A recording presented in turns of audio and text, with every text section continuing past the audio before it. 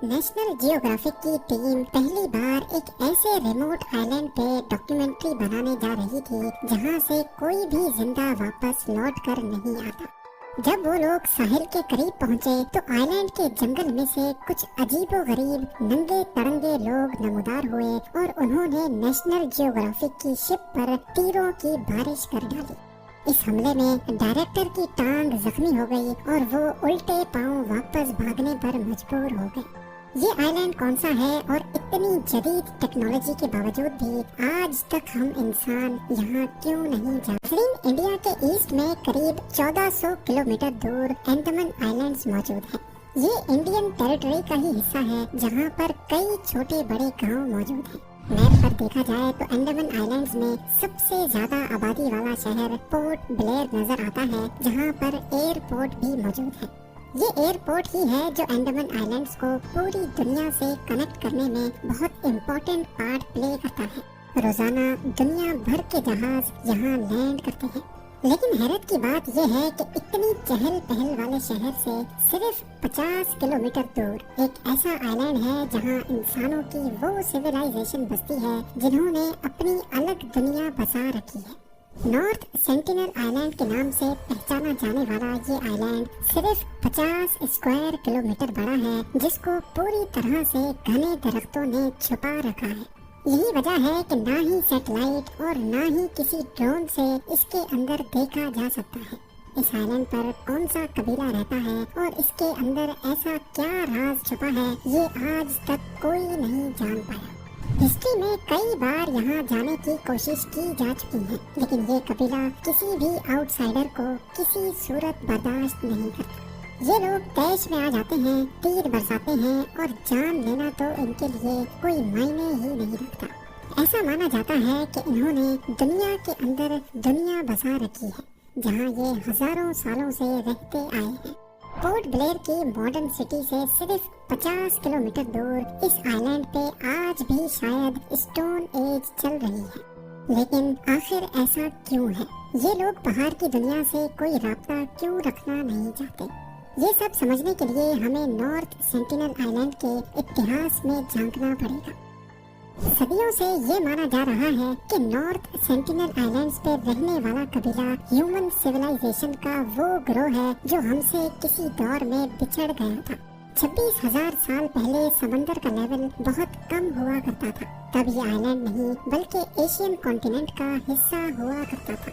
Global warming की वजह से समंदरों का लेवल बढ़ता गया और तभी अंडमान और नॉर्थ सेंटिनल का ताल्लुक हमारी दुनिया से खत्म हो गया और वो एक आइलैंड बनकर रह गए।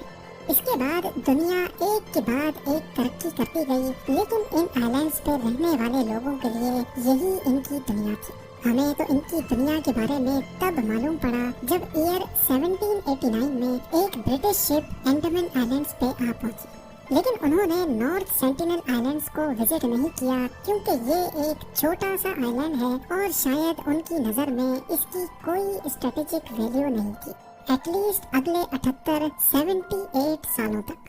ईयर 1867 में जब इंडिया पर ब्रिटिश राज था, तब उनकी एक शिप इंडियन कोस्ट से अंडमान आइलैंड्स जा रही थी, तो रास्ते में नॉर्थ सेंटिनल आइलैंड्स के करीब वो खराब हो गई। इस शिप में 106 ब्रिटिश और इंडियंस मौजूद थे। उन्होंने समझा कि ये आइलैंड बयाबान है और यहाँ शायद कोई नहीं रहता, लेकिन उनकी ये सोच कुछ ही लम्हे में बदलने वाली थी। रेस्क्यू के इंतजार में इन्होंने कुछ दिन यहीं पर पनाह लेने का फैसला किया। तीसरे दिन आइलैंड पे छुपे कबीले ने इन पर तीरों से हमला कर दिया। कई लोग मारे गए और कई को रॉयल नेवी ने रेस्क्यू कर लिया। नॉर्थ सेंटिनल आइलैंड्स के साथ ये दुनिया का पहला कांटेक्ट था जो खून खराबे पे आकर खत्म हुआ था। अगले 13 सालों तक किसी ने भी वापस यहाँ लौटने की हिम्मत नहीं की। फिर ईयर 1880 में एक ब्रिटिश लॉर्ड को अंडमान आइलैंड्स का क्राउन एडमिनिस्ट्रेटर बनाकर भेजा गया। इनका नाम मॉरिस विडाल पोर्टमैन था और इन्होंने नॉर्थ सेंटिनल आइलैंड पे जाने का फैसला किया क्योंकि पोर्टमैन वो सारा एरिया खुद देखना चाहते थे जिसके वो क्राउन एडमिनिस्ट्रेटर बनकर आए थे। उनका प्लान था कि वो कबीले के चंद लोगों को किडनैप करके उनको अंडमान आइलैंड्स लेकर आएंगे। उनका ठीक से ख्याल रखेंगे और फिर एक अच्छे पैगाम के साथ, अच्छे मैसेज के साथ उनको वापस भेजेंगे। शायद इससे वो खोए हुए कबीले से अच्छा कांटेक्ट बना सके, उनको ये एहसास दिला सकें कि वो भी हमारी तरह के ही इंसान हैं। पोर्टमैन नॉर्थ सेंटिनल आइलैंड गए और कई दिन तक कबीले से छुपने में कामयाब रहे। फिर उनको यहाँ एक फैमिली नजर आई जिसमें एक कपल और उनके 4 बच्चे थे। पोर्टमैन ने उस फैमिली को किडनैप किया और उनको अंडमान आइलैंड्स पे लेकर आ गए। नॉर्थ सेंटिनल आइलैंड की हिस्ट्री में पहली बार इनका बाहर की दुनिया से कांटेक्ट हुआ था। दुनिया में फैली कई बीमारियां इनकी बॉडी के लिए बिल्कुल नई थी। बड़ी एज वाला कपल इन बीमारियों की लपेट में आ गया और जिंदगी की बाजी हार गया। क्राउन एडमिनिस्ट्रेटर पोर्टमैन को बड़ा अफसोस हुआ क्योंकि उसको अपना प्लान फेल होता दिखाई दे रहा था। उन्होंने 4 बच्चों को गिफ्ट दिए और उनको वापस नॉर्थ सेंटिनल आइलैंड्स भेज दिया।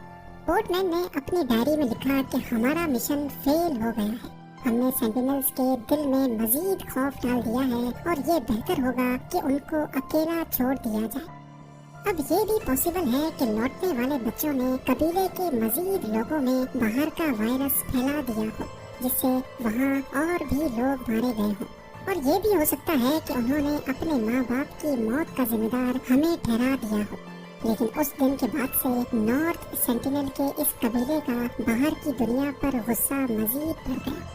अगली कई दहाइयों तक कोई गलती से भी नॉर्थ सेंटिनल आइलैंड जाता तो उसको कबीला मारकर उसकी लाश को साहिल पे ही लटका देता था, जो इस बात का सीधा साधा इशारा था कि हमारे पास आने की गलती भी मत करना। 1947 में जब इंडिया आजाद हुआ तो बंटवारे में अंडमान आइलैंड्स तक का सारा एरिया इंडिया के हिस्से में आ गया। यहाँ रहने और बसने वाले तमाम लोग अब इंडियंस कहलाए जाने लगे, जिसमें नॉर्थ सेंटिनल आइलैंड वाला कबीला भी शामिल था। बेशक इस कबीले को तो ये मालूम भी नहीं था कि इंडिया क्या है। इंडियन गवर्नमेंट ने फैसला किया कि इस नाराज कबीले से एक पीसफुल कांटेक्ट किया जाए। 1967 में एक इंडियन एंथ्रोपोलॉजिस्ट त्रिलोकनाथ पंडित ने ये काम अपने सर लिया। वो आइलैंड के गिर्द बोट में चक्कर काटते और गिफ्ट्स फेंकते जाते। वो और कुछ नहीं बल्कि सिर्फ इस कबीले का दिल जीतना चाहते थे। 1974 में नेशनल जियोग्राफिक ने आइलैंड पर एक डॉक्यूमेंट्री बनाना चाहिए जिसका नाम man in search of man रखा गया। इनकी टीम एक बड़ी बोट में सवार थी जिसमें सिक्योरिटी गार्ड्स, फिल्म क्रू और त्रिलोकनाथ पंडित भी शामिल थे। उनका ख्याल था कि वो आइलैंड के और ज्यादा करीब जाकर गिफ्ट्स रखेंगे जो लहरों पे तैरकर साहिल पे पहुंच जाएंगे।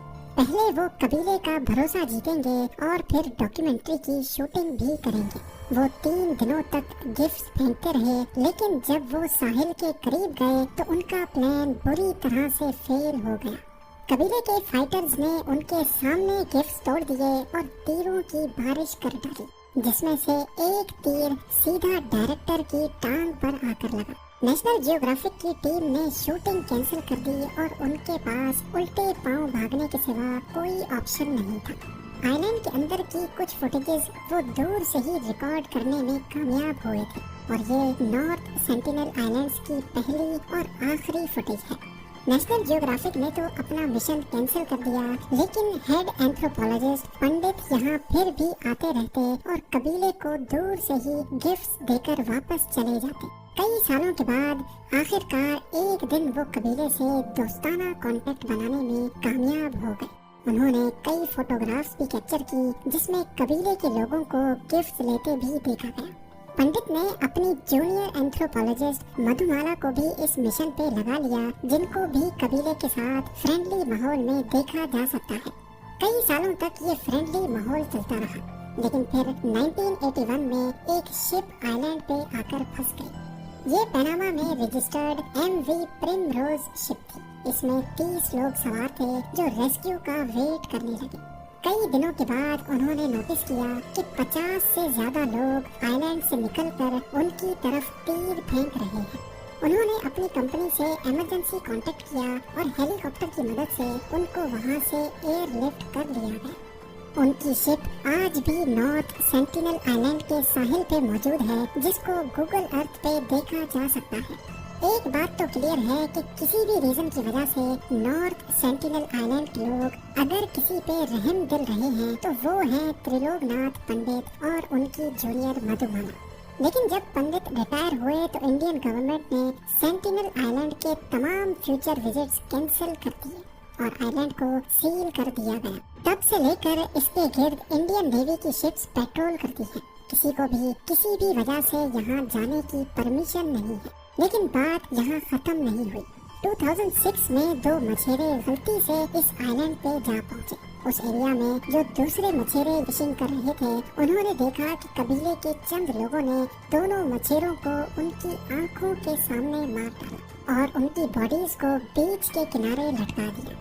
इस वाक़ये के 12 सालों तक किसी ने भी नॉर्थ सेंटिनल आइलैंड पर जाने की हिम्मत नहीं की। लेकिन फिर 2018 में अमेरिका से ताल्लुक रखने वाले 26 साला जॉन एलन ने यहाँ छुप छुप कर जाने का फैसला किया। जॉन फ्लाइट पे अंडमान आइलैंड पहुँचे और कुछ मछेरों को रिश्वत देकर जबरदस्ती उनको नॉर्थ सेंटिनल आइलैंड जाने पर मजबूर किया।